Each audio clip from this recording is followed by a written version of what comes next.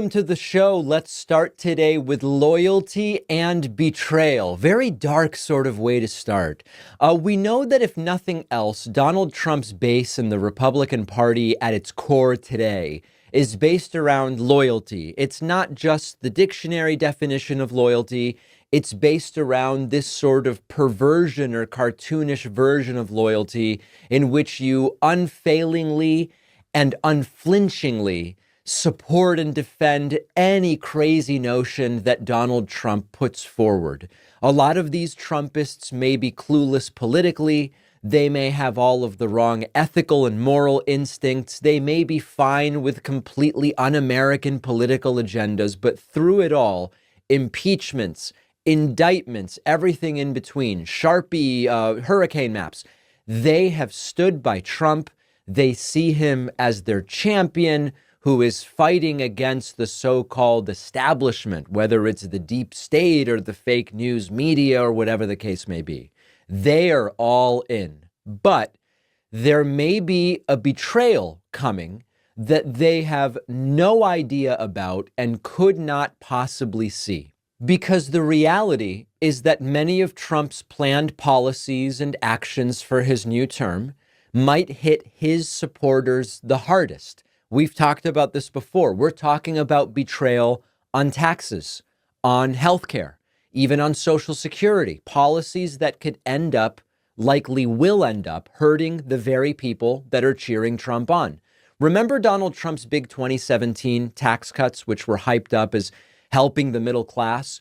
But what actually happened? It was the wealthiest Americans that got the biggest benefits, while many of his working class supporters saw little or no impact, and the deficit completely exploded, which if you believe that an explosive deficit is bad for the middle class, then it was very bad for the middle class. So now Trump is coming back. He wants to do it again with another round of tax cuts or extensions. And who do you really think is going to benefit? His core base certainly is not. Economists are warning that this is going to explode the deficit again, potentially forcing cuts to federal programs that many of his supporters rely on. Now, the funny thing is, they brag about cutting federal programs. They brag about eliminating entire governmental departments. There are two contradictions there. Number one, we'll talk about it later. Elon Musk and Vivek Ramaswamy will be co-chairing a new government department for efficiency. They are building a department to cut down departments. I know it doesn't make any sense. But more importantly, even though a lot of these Trump supporters loyally stand by and salute and say, yes, sir, cut the programs, they themselves will be hurt by the cutting of the very programs that they cheer cutting. It's not exactly a big win for the Maga crowd, who are counting on stable federal assistance in what might become tough economic times under Trump. I hope they don't. I hope Trump succeeds. I hope the economy is good. Then there's healthcare. Trump's been promising for years he will protect people's access to healthcare through some big, beautiful replacement to Obamacare. His first administration consistently undermined the Affordable Care Act, also known as Obamacare. Maga Mike Johnson, the current Speaker of the House, admitted shortly before the election Obamacare will be gone if Donald Trump wins. And millions of Trump's own followers could lose coverage entirely if Trump gets his way. Who is going to get hit the hardest by the healthcare policies they voted for? It's the people who voted for it. It's the MAGA voters in rural areas, many of whom depend on affordable care plans or Medicaid for their healthcare. They cheered Trump's promises, cut this, cut that. But if he gets his way, they're going to be left in the dust. And then we did economic policy, we did healthcare policy, now we get to Social Security, and this is a really big one. Trump has hinted at plans to defer some payroll taxes. Sounds very good. Hey, if you cut my contribution to Social Security, that sounds like a beautiful thing. Of course, those are the very taxes that fund Social Security.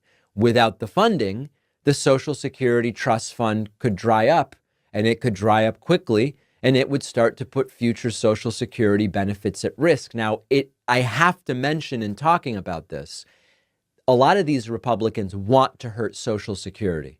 What they really want to do is justify privatizing Social Security. And much like they want to privatize education, so make public education really bad, that makes the case for privatizing it better.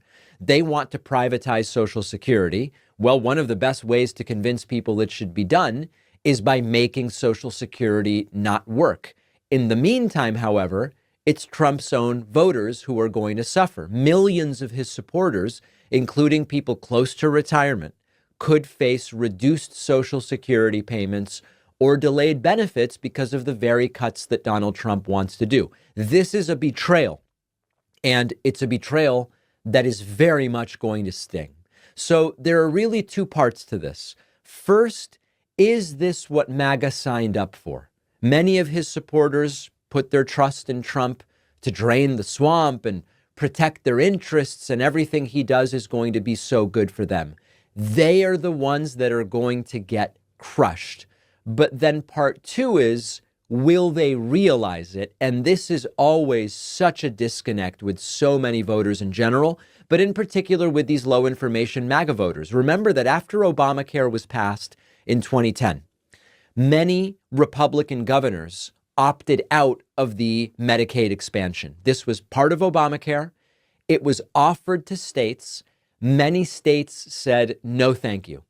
Republican voters in those states who said, wait a second, they did Obamacare and I don't have health care. It must be Obama's fault. The real blame should have fallen with their Republican governors. Their governors rejected the Medicaid expansion, and yet they blamed Barack Obama. So the point here is, even though Trump is almost certainly going to betray these people, just like he did in his first term, even though they are going to suffer as a result of the things that Donald Trump is going to do, if he does them, because Trump makes many promises that he doesn't actually keep, sadly, tragically, unfortunately, they will probably find some Democrat to blame it on. Something Obama did 12 years ago, something Joe Biden did before leaving office. What about Kamala? Maybe they'll blame Kamala or something like that. Kamala Harris, of course, not even involved in much of the stuff that Republicans love to blame her for. So yeah, Trump is going to betray them. They don't see it coming, but the craziest part of it all is they may never realize that it was as a result of the guy they voted for that they will end up suffering. I hope it doesn't happen. I don't hope for the failure of presidents, and I don't hope for the misery of other people. But it's what may happen, and we will be ready for it. Many of us have bad habits we want to kick. Finding motivation can be hard, especially when life gets heavy and the bad habit seems to be what's keeping you sane. Thankfully, Fume is here to help you prioritize your health in a way that will not disrupt your daily life. Introducing Fume's award-winning flavored air device that is quickly becoming the leading alternative to smoking and to vaping. The point of Fume